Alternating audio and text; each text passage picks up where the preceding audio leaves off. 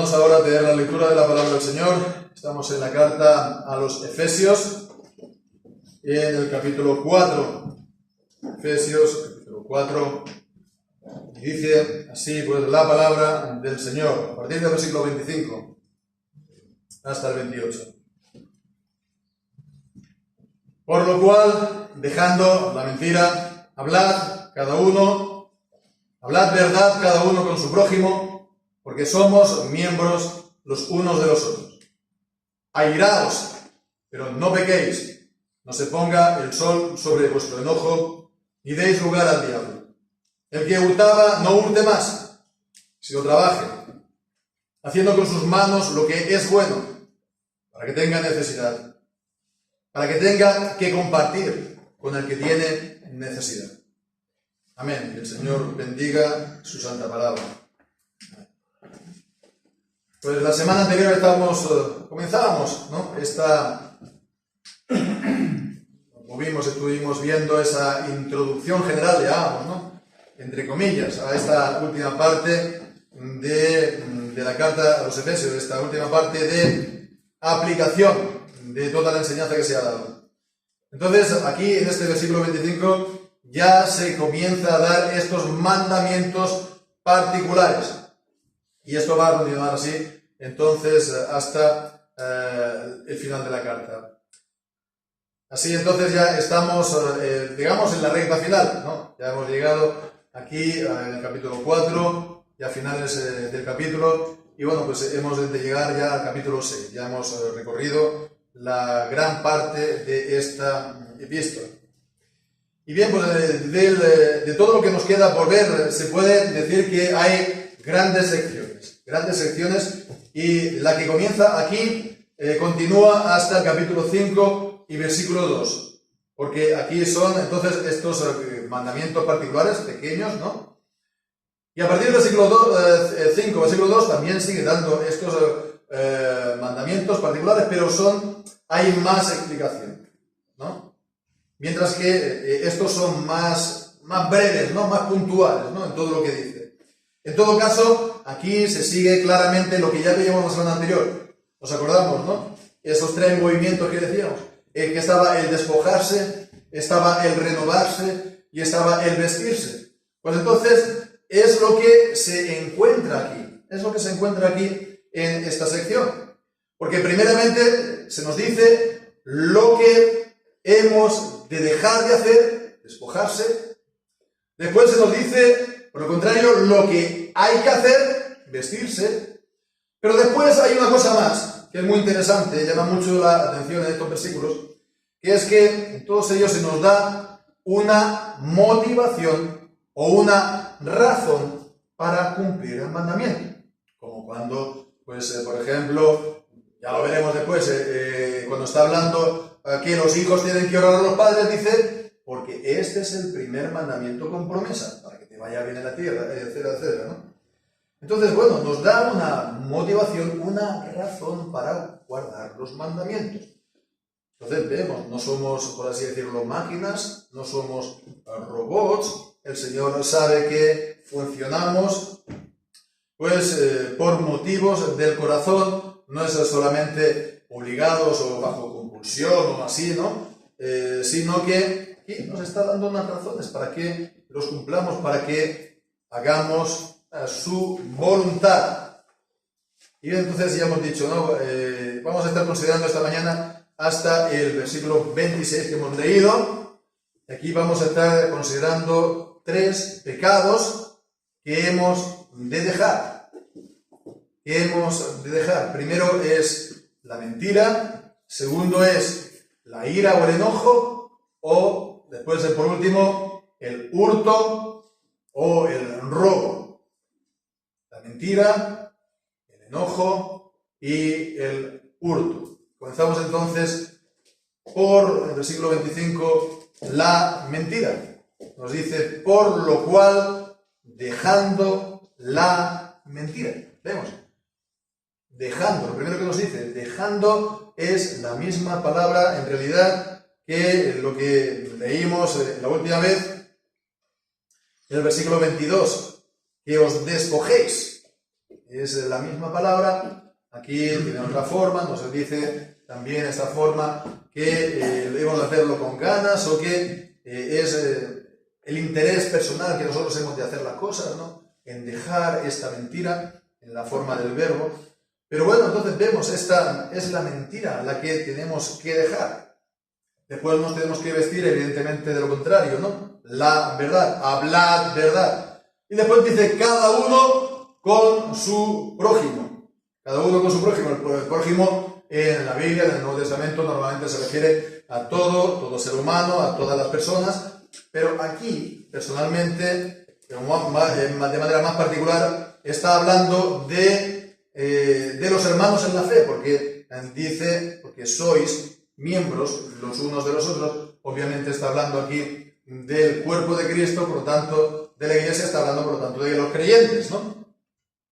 Pues entonces vemos, ¿no? Hablad, dejando la mentira, hablad verdad, eso es lo principal. Pero alguien podría entonces responder a esto como hizo Pilato, ¿verdad? Cuando estaba hablando con Jesús, ¿qué es la verdad? ¿Qué es la verdad? ¿No? La verdad es una palabra, solamente es una palabra, es solamente un nombre. ¿Qué significa? ¿A qué se refiere la verdad? ¿Existe realmente la verdad? ¿No? Pues claro que existe. ¿Qué podemos decir que es la verdad? La verdad es decir las cosas tal como son en realidad. Decir las cosas tal como son en realidad. Pero alguien podría entonces también seguir diciendo, ahí está la cuestión, ¿no? Podemos saber cómo son las cosas en realidad. Podemos saber entonces la verdad. Entonces, bueno, esta es, ya digo, la manera de pensar de hoy día en el mundo, en la sociedad. La manera de pensar que es la que se conoce como escepticismo. Escepticismo es que no se puede conocer la verdad, o relativismo, al final todo es relativo, ¿no? Todo es relativo.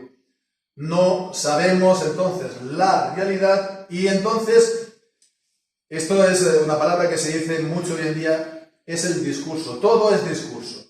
Todo es entonces lo que decimos, todo eso son palabras, ¿no? Y esto puede cambiar, ¿no? De hecho, se cambia, ¿no? Sin más. Se dice una cosa y mañana entonces se dice lo contrario. Esta es la razón y la clave por la cual los políticos hoy en día dicen una cosa y a las 24 horas pueden decir exactamente lo contrario y no ha pasado nada, porque no hay entonces una verdad, o si la hay, no hay manera para nosotros de decirlo. Todo es entonces fluido, ¿no? Todo es entonces, depende de cómo nosotros estemos aquí presentando o diciendo las cosas, ¿verdad? Bueno, pues digo esto para que, bueno, esto es la manera de pensar del mundo en el que nos encontramos, ¿no? Pero la verdad, por supuesto que se puede conocer y se puede saber. Lo vemos, ¿no? Con nuestros ojos, ¿no? Con nuestros sentidos. Somos testigos, ¿no? Lo experimentamos. Por eso es que si somos llamados, si contemplamos nosotros algo, somos testigos de algo que ocurre con nuestros ojos y nos llaman a un juicio, declaramos, pues entonces eso tiene el carácter de verdad, ¿no? Porque lo que vemos cuenta, lo que vemos corresponde a la realidad, ¿no? Después está también la razón que el Señor nos ha dado, ¿no? La inteligencia, ¿no? Que se ha de razonar bien y se puede conocer también la verdad por medio de lo que decían antiguamente, ¿no? Los antiguos, por un recto uso de la razón, ¿no? Pero sobre todo está la palabra de Dios. Está la palabra de Dios. La palabra de Dios es verdad. Mis sentidos me pueden engañar, puedo ver un espejismo. Mi razón se puede equivocar, ¿no? Me puedo hacerlo mal. Pero Dios es verdad. Y Dios dice, se llama a sí mismo en el Salmo 31, versículo 5, Dios de verdad. Él es Dios de verdad. Él, no hay ninguna tiniebla en Él, no hay mentira en Él. Y Jesucristo, que es Dios, es la verdad, el camino y la vida.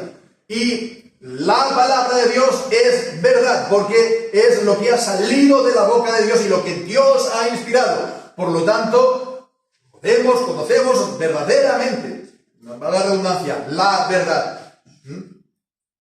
Y la mentira es contraria a Dios. Por eso se nos dice en Proverbios capítulo 6, de las cosas que aborrece Jehová, de las 6 cosas que aborrece Jehová, y aún 7 abomina su alma, dice el labio mentiroso. El Señor aborrece la mentira. Salmo capítulo 5, versículo 6. Salmo 5, versículo 6 dice claramente que Dios aborrece la mentira. Y si Dios aborrece la mentira, para nosotros esto es lo definitivo, ¿verdad? Porque nosotros hemos de amar lo que Dios ama y hemos de aborrecer lo que Dios aborrece.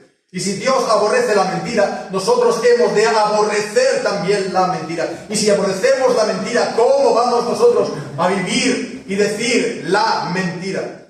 Esta es entonces la razón fundamental. Dios es verdad y Él aborrece la mentira. Y nos da entonces también aquí otra razón, decíamos, porque somos miembros los unos de los otros. Y estamos hablando que esto nos está hablando entonces en general de todo el mundo. Hemos de decir, por supuesto, la verdad a todos, ¿no? Pero aquí está hablando más particular de los creyentes. Y bueno, pues los creyentes estamos unidos todos a Cristo. Por eso todos formamos parte del cuerpo de Cristo. Unidos a la cabeza y estamos unidos unos a otros, ¿no? Los miembros están unidos. La mano está unida al pie y está unido, pues, etcétera, etcétera.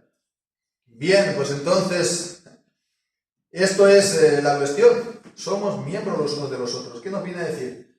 Es una cosa fuerte. La mentira disuelve la comunión de los santos, ¿no? O podemos decirlo así. La mentira es contraria completamente a la comunión de los santos. Y eso es muy grave. Algo contrario completamente a Dios y algo contrario completamente a la comunión de los santos. ¿Cómo podemos entonces nosotros estar, pues, manteniendo esa mentira? Hemos de cuidarnos mucho, ¿verdad? Porque nuestro corazón, la primera reacción es algo para salirnos del paso, una cosa que nos molesta, pues decimos una cosa y ¿qué más da? Nadie lo sabe, ¿no? Pero hemos de cuidarnos mucho, ¿verdad? Porque primero se comienza por una cosa pequeñita, nos parece a nosotros pequeñita, y después se va creciendo, y al final uno vive en la mentira y ya no sabe ni lo que es la verdad ni la mentira, ¿verdad? Entonces, bueno, hemos de hacer atención. Las mentiras pueden ser cosas también muy sutiles. La mentira puede ser dar una apariencia que no es de sí mismo. Eso es una mentira, porque no es conforme a la realidad. Todo lo que hagamos que no conforme a lo que realmente somos es una mentira. Es una cosa a meditar todo esto, ¿eh? Nos hemos de guardar de la mentira. Por supuesto que esto no significa que, bueno, pues estemos aquí, hemos de ser ingenuos, por ejemplo. También el Señor Jesús nos dice que seamos astutos, como serpientes, ¿verdad? No es necesario que, por ejemplo, digamos todo lo que sabemos. No es necesario. Nadie nos obliga a decir todo lo que sabemos en todo, a todo lo que nos preguntan, ¿verdad? Pero sí que es necesario que todo lo que digamos sea verdad. Entonces, que seamos entonces de esta manera también conocidos como personas verdaderas y fidedignas, y que se le pueda hacer confianza en todo lo que Él dice. Porque es así como hacemos confianza a Dios, y es así como hacemos confianza a la palabra de Dios en todo lo que nos dice. La palabra de Dios no nos puede engañar.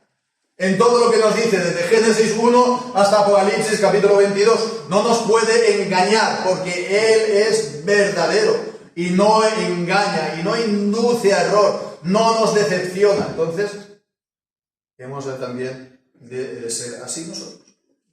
Pero bueno, esto es en cuanto al primero de los pecados, a la mentira, que hemos de dejarla para vestirnos de la verdad. Pero después el segundo es la ira, o el enojo también, ¿no? Porque habla primero de la ira, versículo 26, airaos, después también del enojo, al final del versículo, el sol sobre vuestro enojo, son dos sinónimos, dos palabras diferentes, pero hablar de lo mismo, ¿no? De la ira. Airaos, dice. Es un mandamiento, ¿no? Evidentemente aquí no nos está ordenando, ¿no? Enfádate, ¿no? Enfurécete. No está diciendo esto. No es este es el sentido.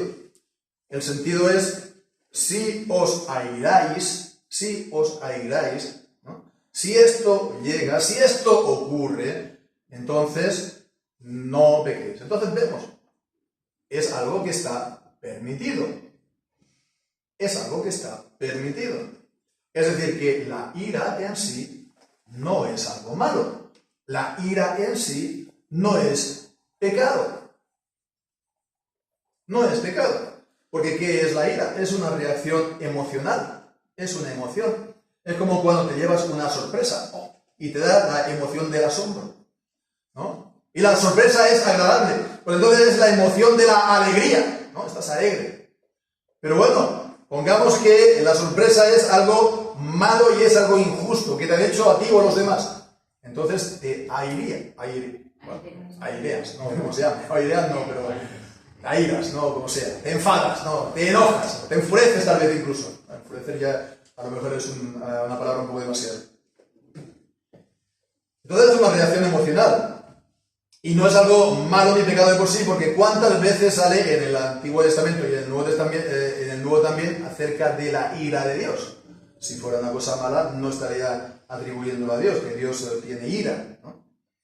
E incluso también en Jesús se nos dice que se enojó, ¿no?, contra los judíos en los evangelios, en distintas ocasiones. O cuando él se hizo de un látigo y echó a los mercadores del templo también. Entonces, bueno, también Jesús mostró ira, pero evidentemente no era una ira pecaminosa, era una ira santa ante el pecado. Entonces, es este mismo sentido. Si os airáis, entonces no pequéis, que sigáis entonces en la santidad. La ira pecaminosa es aquella en la que uno está dominado por la ira, ha perdido los estribos, ha perdido el control y entonces le lleva a pecar con la boca, ¿verdad? Lo que dice también en el Sermón del Monte, o pues ya pasar, da las manos o algo que sea. Por eso entonces se nos dice que hemos de tener el control. Por supuesto que también el airarse en un sentido pecaminoso es airarse sin razón. En Mateo capítulo 5, versículo 22, el Señor Jesús dice, ¿no?, que cualquiera que se enoje contra su hermano sin razón, ¿no?, sin razón, sin causa, sin tener razón. Bueno, pues entonces este es el significado. No hemos de airarnos pues de esta manera, pecaminosamente. Hemos de mantener entonces la santidad, pero aquí también se nos da una restricción, ¿no?, más, porque dicen, no se ponga el sol sobre vuestro enojo. Y esto, siempre lo digo, esto es una regla fundamental en las relaciones y sobre todo en el matrimonio. Algunos de vosotros ya lo habéis escuchado, ¿no? Esta regla fundamental del matrimonio, que no hay que irse a dormir enfadado o enojado y levantarse a la mañana siguiente con el enfado o con el enojo. Hay que, si hay a lo mejor un problema, pues entonces hay que intentar resolverlo, hay que hablarlo. Y bueno, pues si es una cosa complicada, etcétera, etcétera, pues bueno, por lo menos nos pedimos perdón y nos vamos tranquilos a la cama, ¿no? Si tenemos que tomar cierto tiempo, si tenemos que acostarnos a la 1, pues lo hacemos, pero hemos de obedecer también la palabra de Dios, como vemos, ¿no? Y no irnos enojados, porque es una cosa que se va acumulando, es una cosa que se va acumulando. Y si uno vive al día, en cuanto a la relación, si uno no hay un problema que se está pendiente, que se mantiene, que se prolonga, pues entonces los problemas se podrán dar, pero nunca van a ser una cosa que sean muy complicadas, ¿no? Que sean una cosa que requiera, yo qué sé, pues hablarlo mucho, ¿no? Y estar meses aquí solucionándolo, ¿no? Porque si estás bien, Entonces puede haber a lo mejor alguna cosa, ¿no?, que surja, pero será pequeña o se puede solucionar rápidamente. Ahora, si es una cosa que se arrastra y sobre esto pues se añade más y añade más, entonces ahí sí que hay un problema. Ahí sí que hay un problema, porque dice a continuación, en relación con esto, ni deis lugar al diablo. Ni deis lugar al diablo. La idea es darle terreno, ¿no? Darle terreno.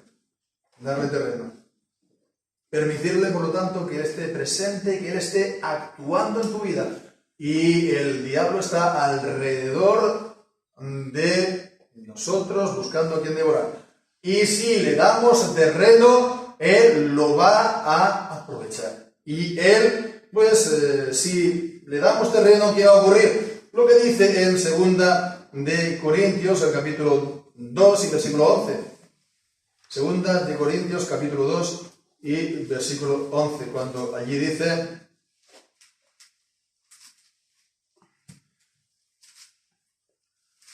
para que no seamos engañados por Satanás, pues no ignoramos sus maquinaciones. Para que no seamos engañados, para que él no saque ventaja sobre vosotros. Y entonces el diablo, por lo tanto, de la misma manera que engañó a Eva y después también al hombre, a Adán, pues nos pueda engañar y enredar, ¿no?, en el pecado. Entonces, bueno, esto es lo que decíamos, ¿no?, vivir al día, ¿no? Es lo mismo que con esto de las deudas. Con las deudas hay que tener uno cuidado, porque puedes acabar embargado o puedes acabar en la cárcel.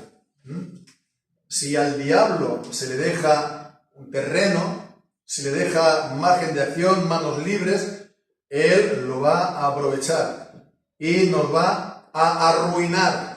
Nos va a arruinar la vida. Nos va a arruinar las relaciones, en este caso si es en la familia o a donde sea, ¿no? Entonces, ¿la solución qué es? Bueno, ya lo estamos diciendo, ¿no? Este corazón habituado a la santidad. Esto está entonces en relación a la ira, al enojo, y por lo tanto entonces que el corazón esté en nuestra mano, que tengamos este dominio propio y vivir entonces al día sin tener nada pendiente, estar en paz los unos con los otros, nos dice la palabra de Dios, ¿verdad? Bien, pues ahora pasamos al tercero de los pecados que hemos de dejar. El que hurtaba, dice, no hurte más, sino trabaje haciendo con sus manos lo que es bueno. Entonces, bueno, lo de robar, a ver, en su forma más descarada, pues es lo que alguien que se convierte lo deja inmediatamente, ¿verdad? Y esto es lo propio de la antigua vida, de querer ser rico, ¿no? Y entonces, no, querer ser rico por lo que uno puede conseguir con el dinero, ¿verdad? El tipo de vida, el cumplir todos los deseos, todas las pasiones que uno tenga sin trabajar, porque el trabajo, esto requiere tiempo, esto toma tiempo, esfuerzo, etcétera, etcétera. Y bueno, pues entonces uno lo quiere todo y lo quiere ya, y entonces lo toma allí donde está y se lo toma. Las cosas normalmente tienen su dueño, pues entonces, bueno, lo tomo y ya está, ¿no? Esto es una cosa que ocurre normalmente en la juventud. Y es por eso que la Biblia también habla de las pasiones juveniles, ¿no? Y por eso entonces los padres tenemos que hacer atención también a esto, a cómo enseñamos a nuestros hijos. Y que lo hemos de dar aquí el remedio. El remedio de esto, de cara a los hijos, es que les tenemos que inculcar el esforzarse. Les tenemos que inculcar el trabajar duro. En las tareas de casa, que para empezar, a nadie les gusta, pero se tiene que hacer para que se disciplinen y que se disciplinen también en los estudios y que estudien en serio, no solamente un poquito hasta que me canso, sino lo que tienes que hacer, y si te cansas continúas, ¿verdad? Entonces, inculcarse a esto, a esforzarse desde pequeño, y por supuesto que los hijos puedan ver este ejemplo de los padres. Antes normalmente se hablaba de la ética protestante del trabajo, y que siempre se ha reconocido como uno de los grandes valores del protestantismo, o de los evangélicos también, ¿no? El trabajar bien, el trabajar en serio, el hacer las cosas no en plan chapucilla, ¿no? O en plan escaqueo, sino trabajar con ganas. ¿Para qué? Para glorificar a Dios, para dar un buen testimonio al patrón, al amo, a los compañeros, etcétera, etcétera. Y claro, si eso ocurre, pues normalmente se prospera en la vida. Se prospera en la vida, y es un poco lo que está aquí también contenido en este versículo. Dice: no urde más, sino trabaje haciendo con sus manos lo que es bueno. Hacer con sus manos lo que es bueno es trabajar bien, es trabajar con excelencia, con esmero, para glorificar a Dios, ¿no? Y entonces, ¿qué es lo que ocurre? Que hay, lo que decíamos, que se prospera, que se avanza en la vida. Esto no se tiene que ser uno de la teología de la prosperidad, ¿no?, que tanto abunda en el mundo evangélico. No, es que esto es algo que te dice la Biblia. Si estás obedeciendo a Dios, y obedeciendo a Dios también está en esto, en el trabajo, en la ética del trabajo, en la ética de los estudios si uno es estudiante, etc. Entonces le van a ir bien las cosas y va a prosperar en la vida, ¿no? ¿Has visto a un hombre diligente en su trabajo? ¿No te dice Proverbios? Delante de los reyes estará, no estará debajo de los de baja condición, nos dice el Proverbio. Entonces se prospera en la vida, por supuesto que sí. Y entonces pues se tiene más dinero, se tiene más recursos. Y es también lo que nos está diciendo aquí, para que tengan que compartir con el que tiene necesidad. Entonces vemos, no es entonces tampoco el deseo de tener mucho dinero porque uno es un avaricioso, o porque es un codicioso, o porque quiere tener servir al Dios del dinero, no, porque no se puede servir a dos amos al mismo tiempo. Todo esto se tiene que hacer sirviendo al Señor. Todo esto se tiene que hacer para honrarlo a Él, ¿no? Y no afanándose por las cosas de esta vida, sino buscando el reino de Dios primeramente y su justicia. Todas las demás cosas os serán dadas. Pero buscando sobre todo eso. Y entonces, ¿qué es lo que ocurre? Que tienes, porque el Señor bendice. El Señor bendice, como leemos también en 2 de Corintios, el capítulo 9. En 2 de Corintios, capítulo 9, versículos 7 y 8. Cada uno dé como propuso en su corazón, no con tristeza, ni por necesidad, porque Dios ama al dador alegre. Y dice: y poderoso es Dios, para hacer que abunde en vosotros toda gracia, a fin de que, teniendo siempre en todas las cosas, vemos, todo lo suficiente, abundéis para toda buena obra, toda, ¿no? Es decir, no os va a faltar de nada, y os va a sobrar todavía. ¿Para qué? Para que podáis hacer todo tipo de buenas obras sirviendo al Señor. Entonces, bueno, esto es una cosa importante, porque aquí es la perspectiva de este texto, es esto, para dar, ¿no? Para compartir al que tiene necesidad. Y bueno, sí, podemos hacerlo a nivel personal, pero también el Señor ha instituido en su palabra de qué manera principalmente se ayuda a los casos de necesidad en la iglesia, a los hermanos. ¿Cómo? Por medio de las ofrendas, por medio de los diezmos y las ofrendas al Señor. Quisiera en este sentido, hermanos, pues recordar también en este sentido que es nuestro privilegio y que es nuestra responsabilidad también como miembros el ofrendar para el mantenimiento de la casa de Dios. Es nuestro privilegio, hermanos. Nosotros no recibimos ninguna subvención del gobierno. Si nosotros fuéramos una asociación afín de un sentido o de otro, pues podríamos optar a que nos dieran un local, o que nos lo dejaran a buen precio, o que nos dieran algún tipo de subvención. Pero nosotros no recibimos ni local, ni subvención, ni tampoco la casilla de la declaración de la renta, nada. Nosotros nos mantenemos, evidentemente, lo sabéis muy bien, por las ofrendas, los donativos de los creyentes y hay una serie de gastos que son fijos, mensuales, que se tienen que cubrir del local y todo lo que más allá de ello se pueda cubrir, ¿verdad? Y bueno, principalmente es para también para los obreros, ¿verdad? Porque es algo digno, no es algo indigno, sino es algo digno, que el obrero es, dice la palabra, digno de su salario. Y bien, pues nos dice el Señor, ¿no? El Señor Jesús: orad al Señor de la mies para que envíe obreros a su mies. Orad al Señor de la mies para que envíe obreros a su mies. ¿Y eso qué significa? Enviar a obreros a su mies.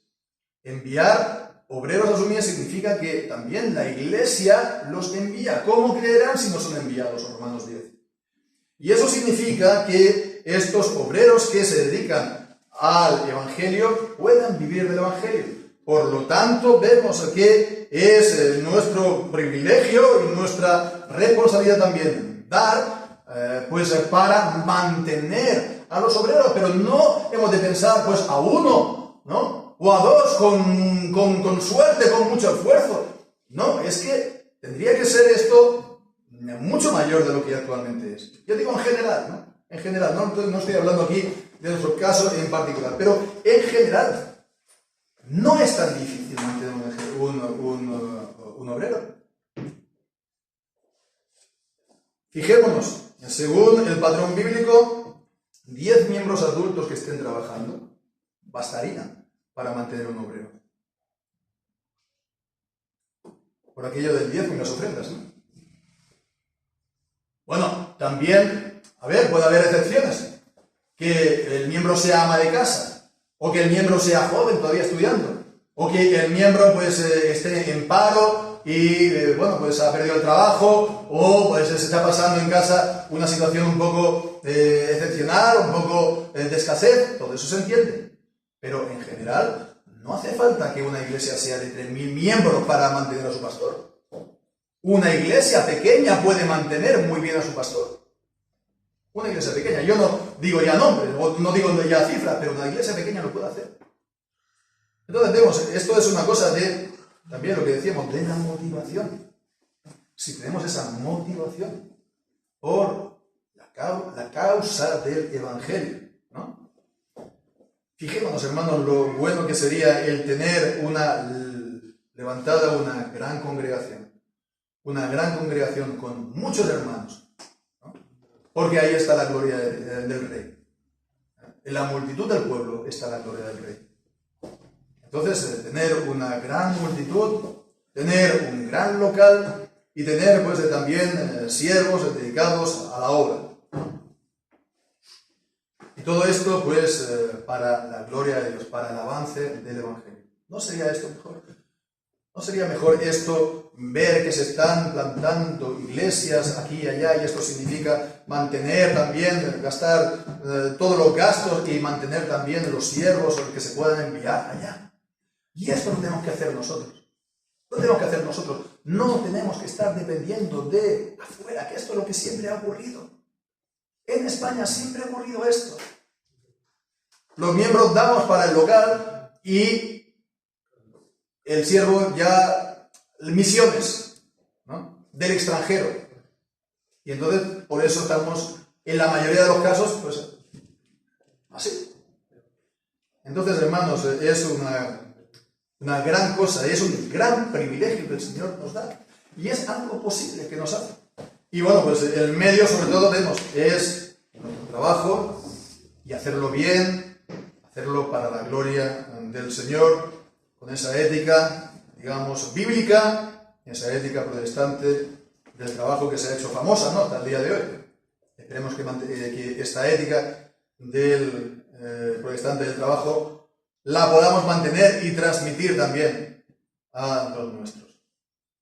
Vemos esta motivación en cuanto a hurtar, todo lo contrario, pues el trabajar fuerte, bien, para mantener, o para, digamos, la causa del Señor, para la mentira, que seamos conocidos como veraces y verídicos, que nos puedan llamar los jueces o cualquiera persona a dar testimonio y lo que dice esta persona es verdad, porque él es cristiano y siempre dice verdad, ¿no? O la ira, ¿no? Que seamos conocidos, que vuestra mansedumbre, que vuestra amabilidad sea conocida por todos los hombres, nos dice también el apóstol Pablo, el dominio propio, la mansedumbre, la templanza, etcétera, etcétera, y el amor, ¿no? Entre unos y otros, para que no haya esa ira entre las relaciones. Y todo esto es el adorno de nuestra profesión de fe. Lo decimos, nos llamamos cristianos y lo somos, pero hemos de vivir una vida que lo muestre y que sea algo que sea hermoso de ver. Esto es como la mujer, ¿no?, que se viste bonito para agradar al marido, y es algo bueno. Así hemos de ser los cristianos, que por nuestras obras querramos agradar a nuestro Señor Jesucristo, quien nos amó y se entregó a sí mismo por nosotros. Que vea en nosotros todo esto, hermanos. Hacerlo todo por amor a Cristo, hacerlo todo para la gloria de Él, para hacer la gloria de Dios y para el avance del Evangelio en este tiempo. Que el Señor bendiga su palabra, que así sea. Amén. Amén.